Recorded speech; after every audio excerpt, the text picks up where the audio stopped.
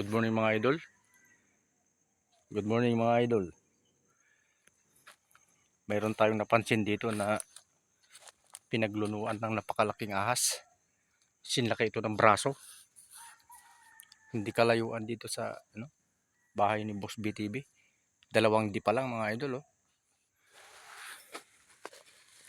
Nandito sa tumpok ng kamakahoy. Ayan mga idol.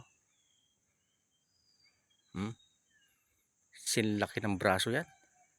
Pakaaba. Dito nandito yung dulo nito sa may mga yung pinaglunuan dito sa may puno ng mga natumpok na mga kahoy. Ayan mga idol. Sinlaki ng braso. Yan bagong bago lang. Yan haba. May butas dun sa unahan niya mga idol. Ayun yung butas. Pansinin nyo na lang. Isang dangkal pataas. Ayan. Ayan Kami ay namamasyal lang naman dito.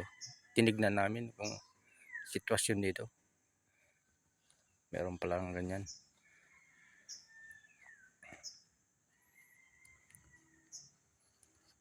Sana mahukay ito mga idol para mailipat siya kung mahuli. Lipat dyan sa malayo. Yan. Yan mga idol. Kaya lagi tayo magbubota pag pumupunta rito. Magbubota ako nga, walang bota Yan. Yan lang mga idol ang update nating mga